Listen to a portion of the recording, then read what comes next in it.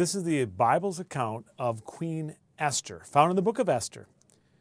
There was a king named Xerxes, a mighty, powerful king, and he was king over the land where the Jews had been taken captive after they had not obeyed God, but God preserved his people in that land, and he did it through Queen Esther and her uncle Mordecai.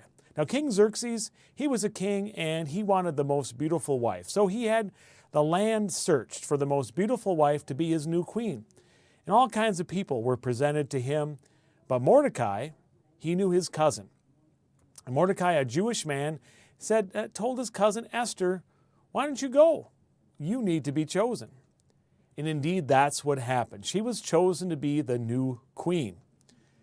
Well, Mordecai, he was an official that worked for King Xerxes. And one day when he was there, he overheard some people plotting against King Xerxes. They said that they wanted to kill him. And Mordecai, as a great leader, as someone who would honor the king, who was his boss, he heard that, and then he went to somebody who could share it. He told Queen Esther about it, and Esther took that plot and told the king, and the king, his Xerxes' life, he was saved because of that.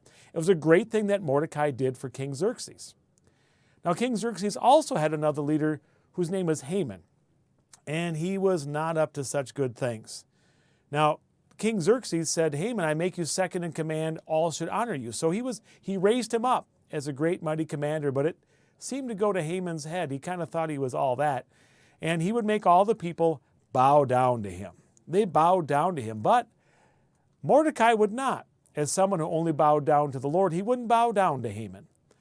And so when Haman saw that, he got so mad, he came up with this idea that he must kill Mordecai, and not just kill Mordecai, but all his people, the Jewish people, God's people who were waiting for the Savior.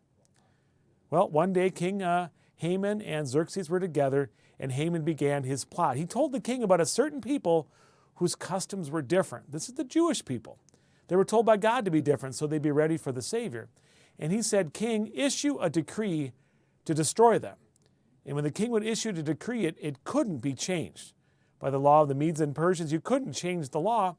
And the king heard that. He didn't know that this involved Mordecai, and he didn't really understand this involved his queen Esther either. But he gave this law. He said, "On the 13th day of the 12th month, all the Jews will be destroyed, men, women, children, old men and women, and you can take all their goods."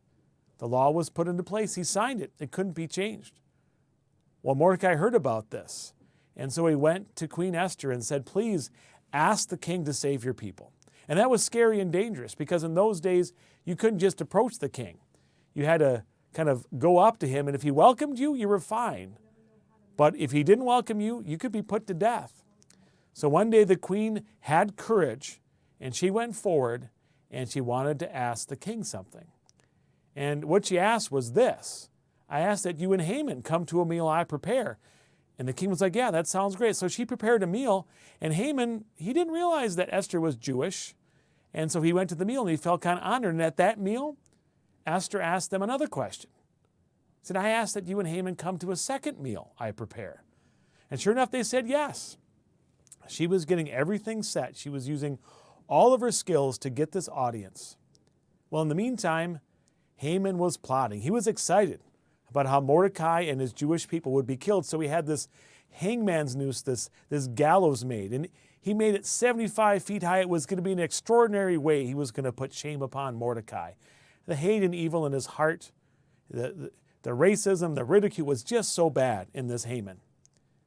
And now what happened was King Xerxes heard now about how Mordecai had saved him by talking about that plot. And so he got in his heart, "I need to do something. Nothing was ever done for Mordecai, who really saved my life." So he went to his second in charge, Haman, and he asked about what he should do for Mordecai, but he didn't use Mordecai's name. He asked him, "What should be done to honor the man the king delights in?" And Haman thought he was talking about him. So Haman got this great idea. He said, "Give him a royal robe and a horse and lead him around." Haman thought that was going to happen to him, but it didn't. Instead, King Xerxes surprised him. He said, "Good idea.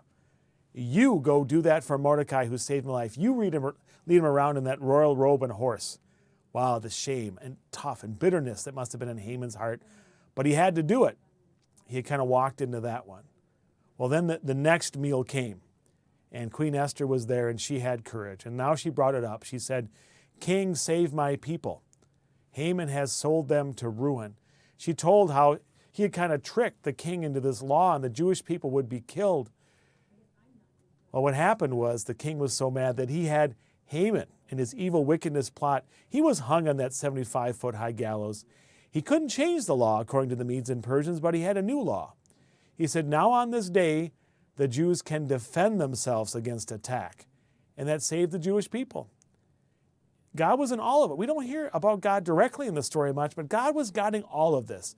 How Esther became queen, how Mordecai had overheard a plot, how everything happened so the Jewish people would be spared, not just for them, but because they were getting the world ready for Jesus. The Lord protected Mordecai and Esther and gave her courage so that he could keep his promise and send Jesus. And that's why the story of Esther is so important.